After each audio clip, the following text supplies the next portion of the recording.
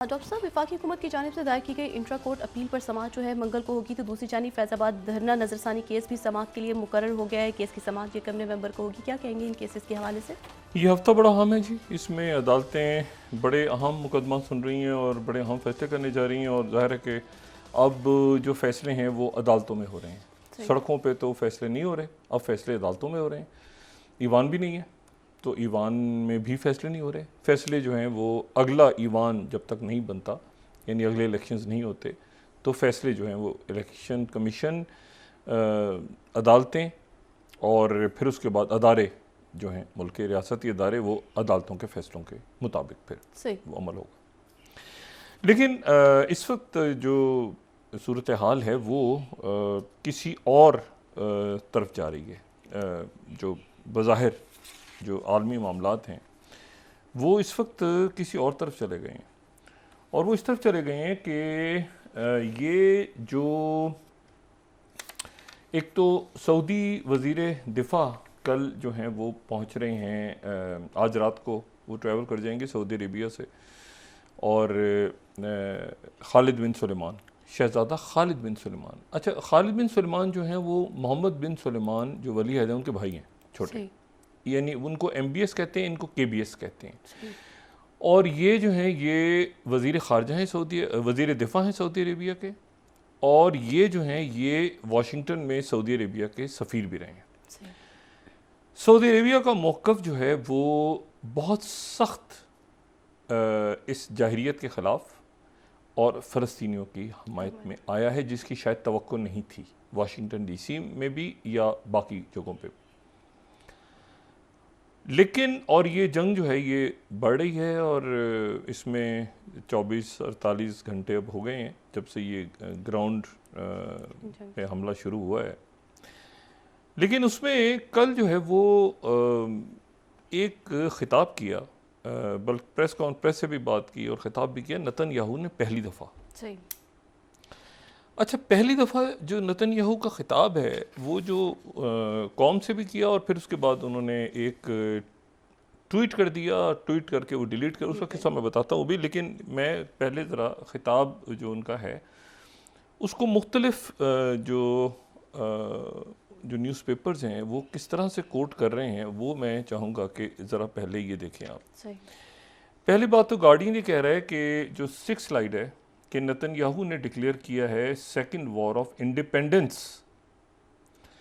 अच्छा, age fear of गाज़न्स, जैसे उनका खौफ में इजाफा हो रहा है, तो नेतन्याहू ने कहा है कि ये आज़ादी की दूसरी जंग है। पहली जंग तब थी जब इसराइल बना था 47-48 में, और दूसरी जो ये अब उसकी दूसरी आज़ादी की जंग है, वरना हाथ से निकल जाएगा। मतलब ये कोई हमास की जंग या ऐसा कुछ नहीं हो रहा, ये आज़ादी की जंग है।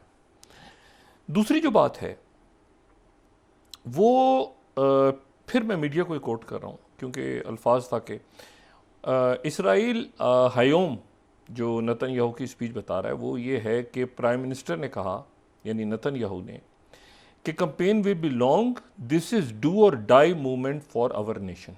ये मारो या मर जाओ की घड़ी है, ठीक है।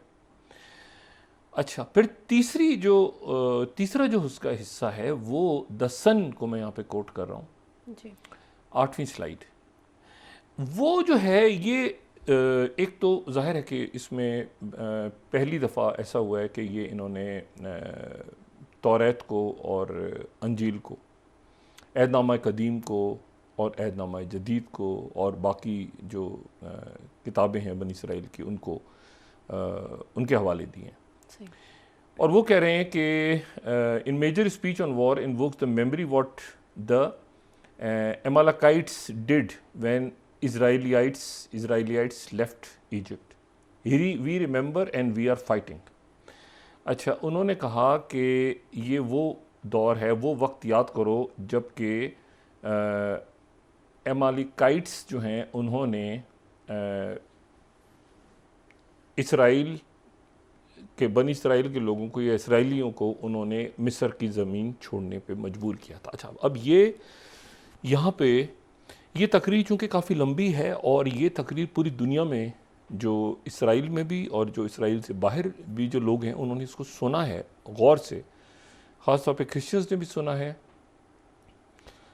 और इसको यहूदियों ने भी सुना है। तो इसकी थोड़ी सी वजाहत मैं यहाँ पे कर दूँ तो बेहतर है कि ये बनी इसराइल में ये क्या मामला है। सही। ये इस तरह से है कि हज़रत नूह अलैहिस्सलाम और हज़रत इब्राहीम अलैहिस्सलाम, हज़रत नूह अलैहिस्सलाम के बाद तो एक बड़ा वक्फा आ जाता है ना, उनके 3 बेटे हैं, फिर दुनिया में आबादी फैलती है और तूफ़ान आ गया और सब कुछ 3000 का साल का फ़र्क है हज़रत नूह अलैहिस्सलाम में और हज़रत इब्राहीम अलैहिस्सलाम में। तो हज़रत इब्राहीम अलैहिस्सलाम से फिर जो है वो आगे चलते हैं अम्बिया के सिलसिले, और ज़्यादातर अम्बिया जो हैं हज़रत इब्राहीम, पहले भी हमने बात की कि हज़रत इस्माईल अलैहिस्सलाम और हज़रत इसहाक़ अलैहिस्सलाम, हज़रत इस्माईल अलैहिस्सलाम से सिर्फ एक पैगम्बर आखिरुज़्ज़मान रसूलुल्लाह सल्लल्लाहु अलैहि वसल्लम बनी इस्माईल से, और वहाँ पर जो है वो जो दूसरे हज़रत इसहाक़ अलैहिस्सलाम है, हज़रत इसहाक़ अलैहिस्सलाम के फिर आगे हज़रत याकूब अलैहिस्सलाम, याकूब अलैहिस्सलाम का नाम इसराइल, उनके 12 बेटे, 12 बेटों से 12 कबीले इस बनी इसराइल के, जिनको लॉस्ट ट्राइब्स भी हैं जिसमें, और फिर उसमें फिर मुख्तलिफ जो बनी इसराइल में अल्लाह ताला ने हदायत के लिए पैगम्बर भेजे। अच्छा, अब जो हज़रत इसहाक़ अलैहिस्सलाम हैं, तो हज़रत इसहाक़ अलैहिस्सलाम से आगे फिर हज़रत याकूब अलैहिस्सलाम हैं, और याकूब अलैहिस्सलाम जो हैं जो उनके यानी जो कि जिनको इसराइल कहते हैं, जो यहूदी हैं जिनको इसराइल के नाम से याद करते हैं, लेकिन उनको याकूब भी कहते हैं, ठीक है, आइज़क। तो उनके जो दूसरे भाई यानी इसराइल से तो चली है ना बनी इसराइल, उनके जो दूसरे भाई हैं उनका नाम है ईसो, ठीक है। अच्छा, जो ईसो हैं, ईसो की जो आगे जो नस्ल, यानी एक तरफ तो बनी इसराइल चल पड़ी ना, और बनी इसराइल में अंबिया आ गए जी। अब जो दूसरे भाई हैं हज़रत याकूब अलैहिस्सलाम के, ये वो मामलात हैं जो कि इसराइलियात में हैं, यानी जिनको जो यहूदी मज़हब के लोग हैं वही समझते हैं ज़्यादा, लेकिन कहीं कहीं पर बाइबल में भी इनका जिक्र है, न्यू टेस्टामेंट में भी जिक्र है, और ये तस्करा है। अब ये है कि जो उस तरफ जो यानी इधर तो बनी इसराइल की नस्ल आ गई, कबीले आ गए, बनी इसराइल के 12 ट्राइब्स, 12 बेटों से, इनमें फिर हज़रत मूसा भी हैं, हज़रत मूसा, और उधर जो दूसरी तरफ है यानी ईसो की जो नस्ल है, ईसो की नस्ल से जो कौम सामने आती है, वो जो कौम है वो एमालिकाइट्स है, वो एमालिकाइट्स है। यानी नतन्याहू ये कह रहे हैं कि एमालिकाइट्स के साथ जो एमालिकाइट्स, अच्छा, एमालिकाइट्स ने बनी इसराइल के लिए मुसीबत खड़ी रखी, इनकी मुसलसल जंगें होती रहीं, इनकी आपस में लड़ाई होती रही, यानी बनी इसराइल की, और इसको आप बनी ईसो भी कह दें, ईसो जो बेटा था उनकी जो आगे थी। तो अच्छा, इसको अगर हम इसमें वो देखें तो ये हमें इस तरह से नज़र आता है, ये मैं इसराइलियात के हवाले से यहाँ पे बता रहा हूँ कि अब्राहम, हज़रत इब्राहीम अलैहिस्सलाम, हज़रत सारा, हज़रत इसहाक़ अलैहिस्सलाम, जैकब, याकूब और एसो। तो जो एसो है ये अगर हम दिखा सकें, ये जो है, हाँ, तो एसो से फिर हमें यहाँ पर कहीं नज़र आना चाहिए, नहीं इसमें नहीं, तो 12 ट्राइब्स हैं, नहीं इसमें नहीं, ये हाँ, ये ठीक है ना, ये हमें ईसो से हमें एलिफज, ईसो का बेटा, और फिर एमलेक जो कौम है, ये कौम जो है ये मुस्तकिल लड़ती रही बनी इसराइल से। बनी इसराइल वो जो कि यानी जो जैकब, हज़रत याकूब अलैहिस्सलाम, ठीक है। अच्छा, हज़रत इसहाक़ को आइज़क कहते हैं, हज़रत याकूब अलैहिस्सलाम को जैकब, ठीक है, जैकब। तो वो उधर से उनके साथ अब याकूब अलैहिस्सलाम को जैकब कहते हैं, और हज़रत इसहाक़ अलैहिस्सलाम को आइज़क कहते हैं। ये मैं तस्हीह कर दूँ तो इनकी जो दूसरे भाई की जो कौम है जो बनी इसराइल के बिल्कुल पैरेलल है, एक भाई से बनी इसराइल है, एक भाई से जो कौम है वो कौम ये लड़ रही है आपस में। सही। और ये इतनी ज़्यादा वहाँ पर फिर इनका मसला बनी इसराइल के लिए ख़राब हो गया कि इन्होंने यहाँ पे पैगंबर आए और उनका नाम था हज़रत सैमुल अलैहिस्सलाम। हज़रत सैमुल अलैहिस्सलाम जो हैं उन्होंने लेकिन ये मुस्तकिल हमले कर रहे थे अमालिकाइट्स। अब जिनका जिक्र किया है नेतन्याहू ने, क्यों किया ये मैं आपको भी बताता हूँ।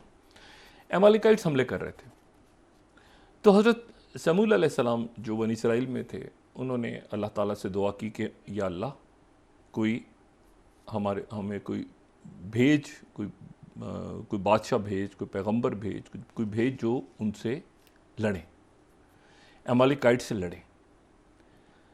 तो यहाँ पर फिर जो बनी इसराइल में एक बादशाह, जो जिसको पहला बादशाह भी कहा जाता है, सही, ठीक है, और उसको सवाल करके SAUL गालिबन अगर हम बाइबल को दिखा सकें यहाँ पे तो बाइबल को हम कोट करेंगे, नाम कदीम को, किंग डेविड को भी कर सकते हैं चाहें तो। अच्छा, वो जो बादशाह को बहरहाल उन्होंने यहाँ पे भेज दिया। अच्छा, अब जो वो जो बादशाह भेजा जिसको सेउल कहते हैं, ये वो है जिनको बेशतर उलमा पैगंबर नहीं मानते, लेकिन बनी इसराइल के लोग पैगंबर मानते हैं। हमारे इस्लाम में बेशतर उलमा, तकरीबन उलमा की अक्सरियत इस बादशाह को पैगंबर नहीं मानती, सही, ये मानते हैं। बहुत से पैगंबर ऐसे हैं जो मुसलमान भी मानते हैं, उनको क्रिश्चियन भी मानते हैं, ईसाई, लेकिन हम नहीं मानते इनको पैगंबर। सही। लेकिन ये जो जिक्र तारीख में होता है, ये होता है तालूत बादशाह। ये वो है जो तालूत है, तालूत, ठीक है। अच्छा, बनी इसराइल के नज़दीक ये तालूत जो है ये इसलिए बहुत इंपॉर्टेंट है पर्सनैलिटी, क्योंकि इसने फिर अमालिकाइट्स के साथ इसकी लड़ाइयाँ हुई और अमालिकाइट्स को इसने कई दफ़ा शिकस्त दी, सही, और फतह हासिल की। और अमालिकाइट्स जो हैं वो, लेकिन वो लड़ते रहे। और फिर तालूत के लश्कर में एक शख्सियत शामिल हुई और उन्होंने फिर बड़ी फतह हासिल की, और वो थे हज़रत दाऊद अलैहिस्सलाम।